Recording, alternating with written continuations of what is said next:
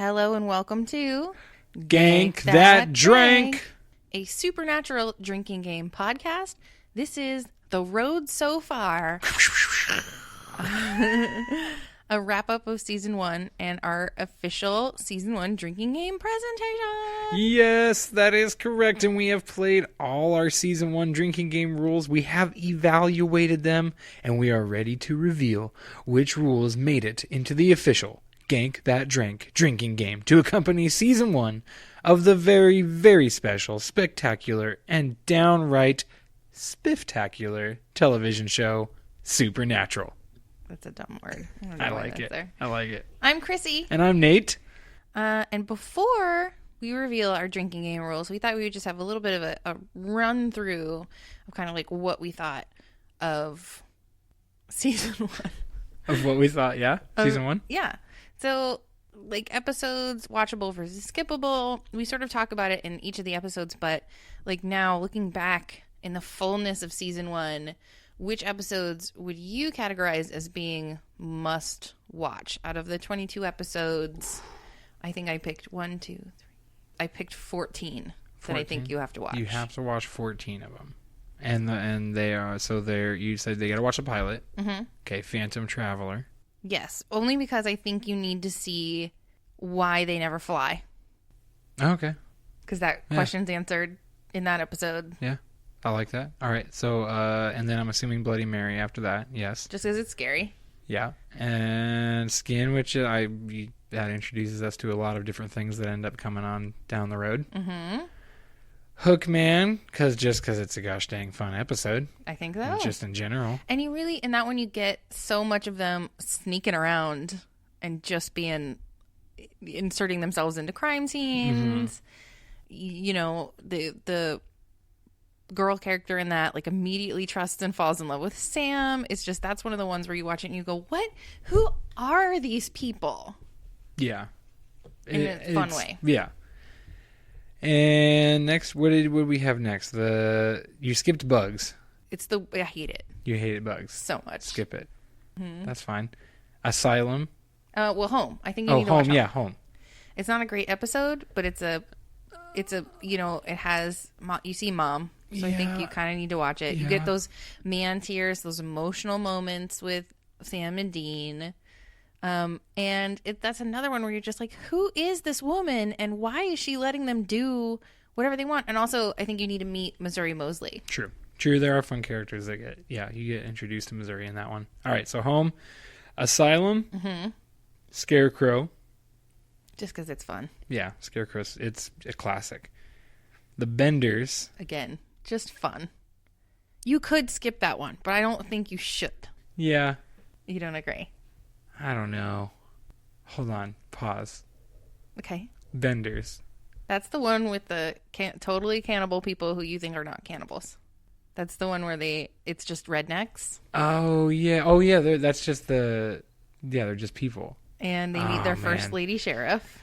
Okay. Watch Benders. Yeah. Watch Benders, definitely. I gotta watch Hell House. Yep. Because of Ghost Facers. Mm-hmm. Providence is Something Wicked is the Dementor who's sucking the life out of kids, who ends up being the doctor. And that's the one, yeah. We get flashbacks of Sam and Dean. Yeah, get flashbacks. Yeah, there's a lot of like backstory in that one. Mm-hmm. Okay. Something Wicked and Providence is the painting. Providence is the painting, which is one of my favorite episodes just of all time. It is. Yeah. And I like that lady character so much. I wish that she ever came back. Never does. Mm-mm. Shame. Yeah. Dear, season 14. She's coming back. We're bringing it back. The boys go to another art auction. Yes. But I believe in our spin-off show. Like, that should have been their first backdoor pilot, to her being an art auctioneer who is always coming across these cursed objects. She knows how to recognize them and deal with them now. So when she does come back in season 14, mm-hmm. She has this whole other life. Yeah. And they don't even recognize her. Oh, it'd be great. We could write the episode right now. Yeah, and everyone would be like, who's this character? Remember season 1? Don't you remember this art auction? Don't you remember the little daughter girl? Of the art auctioneer? She like owns the auction house now. Mm-hmm. It's a whole thing, guys. It's a whole thing. Yep. And then the wrap up with Salvation and Dead Man's Trap, which sets us on our way Leads us right into season 2. So I think that's a good list. I don't think... so the ones that you're skipping, Route 66 and Nightmare, agree.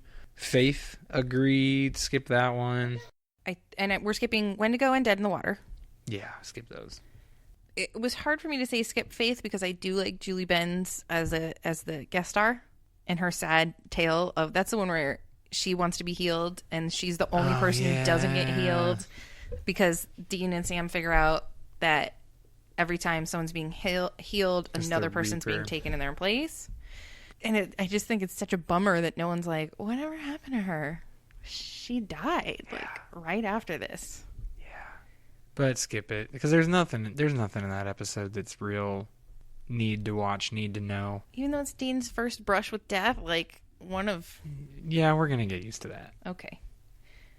So I think that's a good list. I said you should skip Shadow, and you should skip Dead Man's Blood.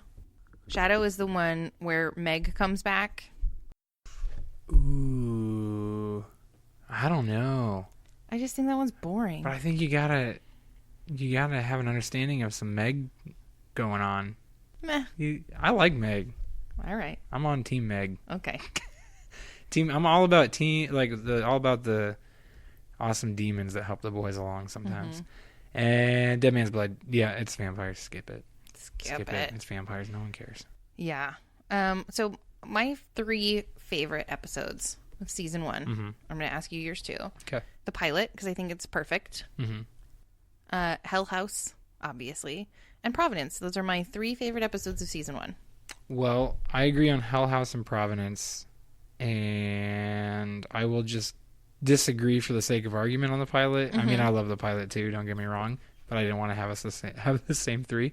So I'll say Devil's Trap, the finale. Oh, okay. Yeah. That is as much as I sort of cringe a little bit at the I'm a Monster of the Week girl, not a myth arc person. Yeah. So whenever I see those episodes, I sort of feel like I have to watch them. But I do think that just the end of it, the end of season 1 is so crazy. Yeah. That it's really good. Yeah, so I think that because I just love I like the mythos and the story arc and everything. Mm-hmm. At least in Supernatural, there's other and as long as it stays kind of tight, I've got a feeling that later on it gets a little kind of crazy and out there and maybe branches off. But all the myth arcs. Yeah, I mean it's been on for 13 seasons. It's gonna start at season 14 next year. Yeah, things get so crazy. I can't remember, looking back, who the big bad is from one to the next, Yeah. And they're kind of crazy. So yeah, those would be my 3, mm-hmm. I'd say. Mm-hmm. Okay, good choice. And all the lessons we learned, what are the most important lessons that we learned? Oh man, I think the main lesson was, don't go into haunted places, especially if you're a teenager or a young adult. Yeah. And not good dates, Heath Wilcox. Sorry. Don't go into haunted places.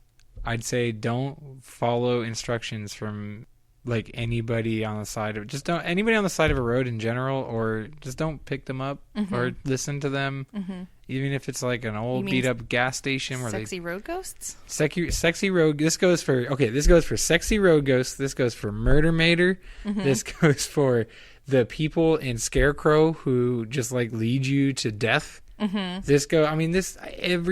Anytime you're just passing through, people are just passing through, or driving late at night on a road, and mm-hmm. there's someone on the side of the road, or someone that just wants to offer them a hand, don't do it. Yeah. Just keep driving. Or be wary. Yeah. Just have your guard up. And I would say the same is true for in the show, yes, these young women and single mothers do need to listen to Sam and Dean.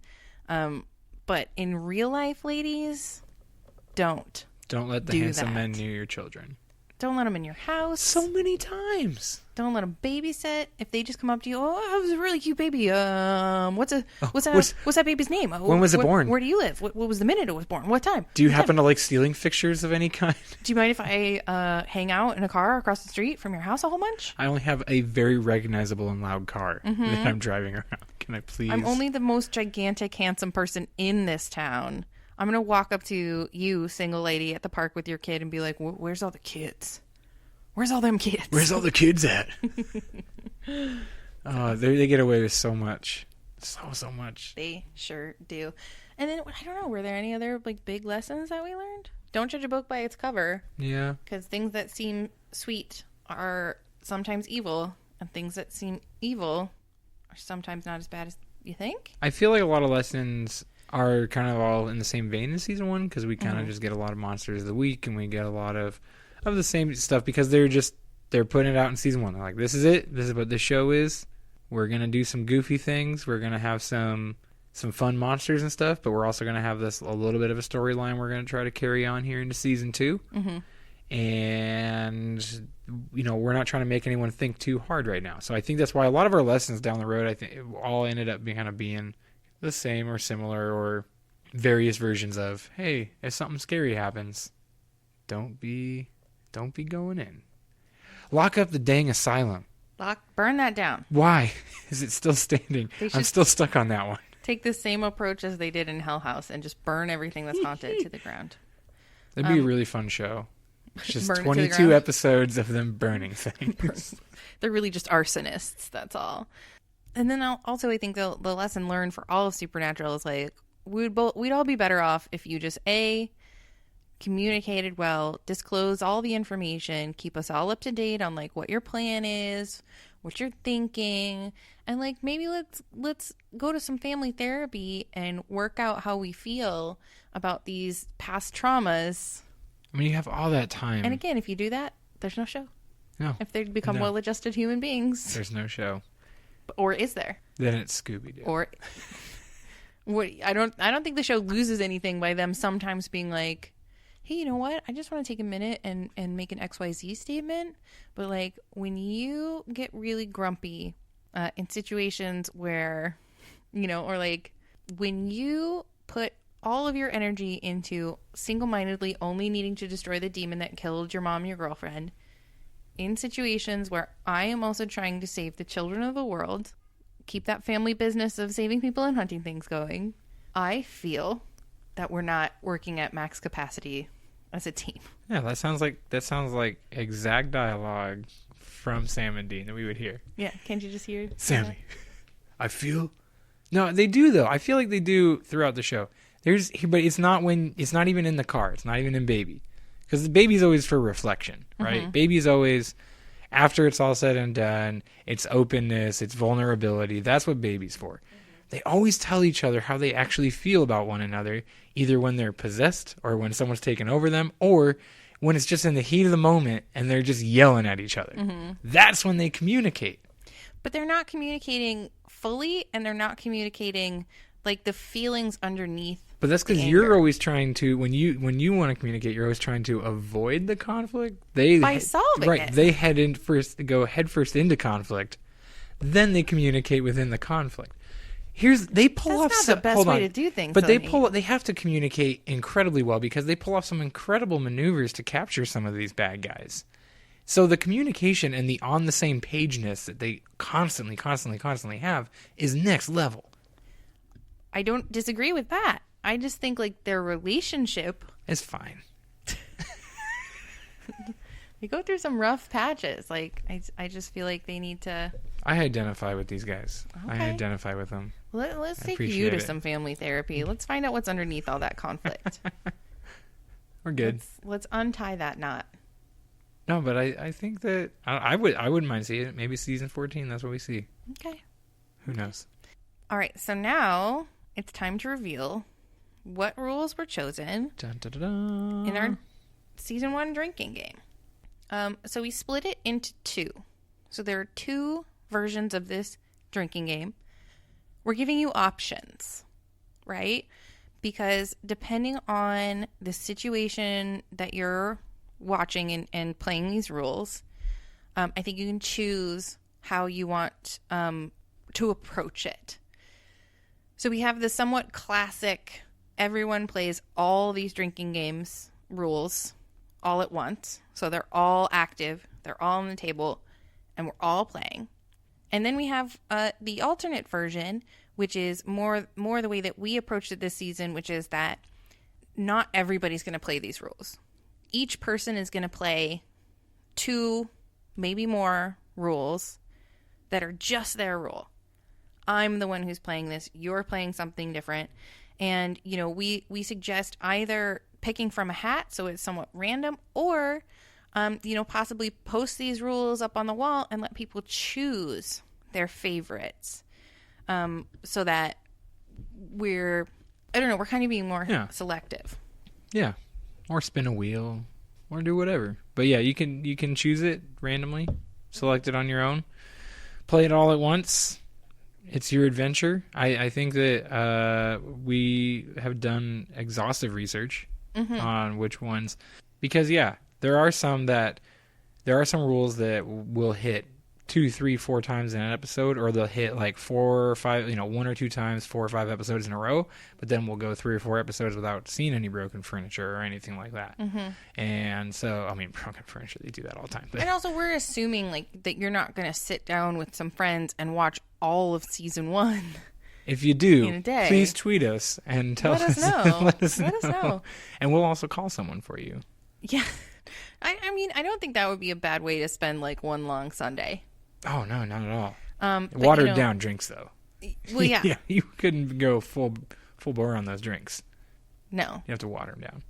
But also, I guess I'm sort of envisioning that the main way we're going to be using these rules is we're watching maybe 2 episodes a night. Yeah. Just like we did. Right. Yeah, so then it's not too overwhelming. Okay, so this is our rules to play at once. And these are going to be, we're going to make downloadable, printable pages for each of these. So head over to mostexcellentpod.com and you'll be able to find these rules, print these rules, and use these rules. So here are the Supernatural Season 1 rules to play all at once. Everyone at your Supernatural Season 1 viewing party plays all of the following rules at the same time. And as we said, for this exercise, we imagine you're watching 2 or more episodes at a time. The first rule that we chose for this version of the drinking game is... Sammy! So, anytime Sam asks Dean to call him not Sammy, everyone in the room shouts, Sammy! And takes a drink. Or, as we suggested, if you want to drink a lot more, follow this rule anytime anyone calls him Sammy, even if he does not correct them. Yeah, so that's what we started The purest form of this is Dean calls him Sammy. It's Sam, not Sammy. But we most often played this as anytime someone said Sammy. We all just yelled Sammy. Yeah. Like he was Norm. Okay, the next rule, family.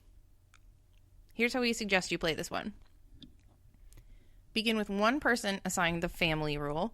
Whenever someone says family, that person takes 1 drink, and the rule passes to the next person. You will thank us for that. So that's how we mitigate it happening 17 times in some episodes. Because it happens a lot. The next rule is drinking. Drink whenever someone on the show is drinking alcohol. Our suggested modification, of course, is that if you want to drink way more, which I'm sure you always do, just drink anytime someone at the show is drinking anything at all. Yeah. That's a fairly standard drinking game rule in general. Next rule we chose is what happened. Take 3 drinks anytime the boys reference, quote, what happened to Mom and or Jess. On this one, you can be a real stickler and only drink if the boys specifically say what happened. Or you play the looser version, and anytime they're talking about what happened to Jess or what happened to Mom, you take 3 big drinks. Mm-hmm. That's going to be an interesting one to see if we carry that one over into season 2. Mm-hmm. I'm interested to see what happens there. Our next rule is awesome pun. Anytime someone on the show is punning, a designated pun captain assigns between 1 to 5 drinks to everyone playing in the rule. Yeah. So you pick a pun captain. Yeah. They get to assign based on if they think that's a great pun, or if they think that's kind of a lame pun, they give out the drinks. I would like this to include names of hotels, or restaurants, or anything, any sort of pun you see in the show. Okay. Pun captain has authority. We're also doing broken furniture here. Take 1 drink for every piece of broken furniture. We are also playing journal. Take a sip when you see or there's a reference to Dad's journal. Yep. Shamed. Sammy is shamed for going to Stanford. Take 1 drink. What the hell? Take one drink anytime anyone says, what the hell? That's one of my favorites. It happens so much. And it doesn't even happen in the way you think it's going to happen. Mm-hmm. And I always recommend, but watch with the closed captions on. That's going to help you catch that one. X-Files, take one drink anytime there's an X-Files nod. There is a version of this that when we played it, it was finish your drink when there's an X-Files nod. We think take a drink when there's an X-Files nod. And it really is up to you. Like, there are some very direct X-Files references, and there are some more subtle ones where you just think, that reminds me of an episode of X-Files. Yep. Okay. And season 1's loaded with lots of those. Man tears, finish your drink. Yeah, we're going to keep that. Yep. Whiny Sam, take a drink whenever Sam's whiny. That one does happen a lot. Oh. Bitch. Take 2 drinks anytime Dean says bitch. Or anyone. They say it a lot in this show. I think Dean? When Dean says Just it. Dean? Okay. It's up to you. Suggested modification anytime someone For says season bitch. 1, keep it Dean. Yeah. The trunk, every time the boys pop up in the trunk, take one drink. And the speech. Finish your drink if Sam and Dean have to give the speech. The monsters are real speech. The monsters are real. Okay, so that's a lot of rules to play all at once. It is 15 rules. It's a lot to keep track of. Again, print it out, stick it to the wall, or just as you play, pick the ones that are your favorites, and these are the rules that are active today. And I would say, how many people would you say if you got 15 rules would be appropriate? Like, are you saying like, I mean, I guess it doesn't matter how many people if everyone is all playing them at once, right? Yeah. Yeah. So you could play this with 2 people, or you could play it with 10 people. Or 30 people. Yeah. I guess the ones where you're going to get in trouble if you're playing it with just a couple people are the where you're passing the drink. Mm-hmm. The family one. That might be where you get into a little trouble. Mm-hmm. But modify that for yourself. We try to sort of separate it between these 2 sets of rules of like to keep some that happen really a lot, some that don't happen much, but when they do, they're significant. And we sort of try to like mitigate it that way between each one. All right, so next we have our random rules. Everyone at your Supernatural Season 1 viewing party, we said you either draw 2 or more, or you choose 2 or more of the following rules. Outdated tech. Anytime you spot 2005 technology, take a drink. Argue. Take 2 drinks anytime Sam and Dean argue. Illegal. Take a drink whenever Sam and Dean get away with something super illegal. And here's Nate's favorite. Broken furniture. Take 1 drink for every piece of broken furniture. So much furniture gets broken. I just want to tell you I played Fortnite for the first time today. What's that? It's a video game where apparently it was zombies and shooting and stuff. But all I did was try to redecorate a house. Nice. I don't know why they made me think of it. Pop culture. Take a drink whenever there is a pop culture reference. Make sure to call it out. And if you're playing with someone who misses a pop culture reference, make sure that they finish their drink if that's how you so choose to play it. Mm-hmm. Depends on how mean you want to be to your friends. And how much Uber credit you have, and or how much you want to sleep at your friend's house that night. Mm-hmm. Dig. Sam and Dean dig. Take 1 drink. Research. Take 2 drinks anytime Sammy does research. Finish your drink if Dean is the one doing research, which happens in season 1. Yep. Badge. Take 1 drink anytime the boys flash any badge. Someone dies. Take a drink anytime a character dies. 2. If either you can't remember their name or never knew it to begin with. Gun. Take a sip when you see a gun. And blood splats. Take 1 drink anytime blood splats. So that's it. That's what we suggest you play with your Supernatural Season 1 drinking game. So that's the game right there. Boom. We did it. We accomplished our goal. We curated the perfect Season 1 drinking. I think there's good stuff in there. I like it a lot. I think it's I think there is good stuff in there, and I think that we both gave you sort of a guided tour of those rules, but also there's as always with drinking games, is room and encouragement for you to modify your own house version of the game. Because maybe you saw something or noticed a pattern that we didn't notice, and you think it would make a good drinking game rule, and if you did that, play that, and also send it to us, because We might miss things. Yeah. All the time.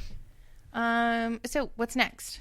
Season 2 is what's coming up next. What? Yeah. So next time you hear from Gank That Drank, it will be Season 2, Episode 1. And as always, if you have a suggestion for our drinking game, as I just mentioned, please let us know. If you have any suggested cocktails, definitely let us know. And if you just want to reach out to us, you can do that as well. Just find us on the social medias. It's Most Excellent Pod on the Instagrams, Most Excellent Facebook group on the Facebooks, mostexcellentpod.com. Find us there. You can come see me and Nate at National Comedy Theater if you're in the Phoenix area. That's nctphoenix.com. Friday and Saturday night, 7:30, 9:45. Yeah, 7:30 is all ages. Bring the kids, bring your grandma. 9:45 is slightly uncensored. Leave those kids and grandmas at home. Or leave the kids and bring grandma. Maybe she's into some fun stuff. Thanks so much for listening, for taking this Gank That Drank journey through our supernatural drinking game. We appreciate you. We can't wait to see you in Season 2. Yeah. We'll be in your ears. Yeah. While you're out there saving people and hunting things, you know. The family business. The family business. Just remember to keep that Most Excellent Podcast Network motto in mind. Be excellent to each other and Party on, dudes.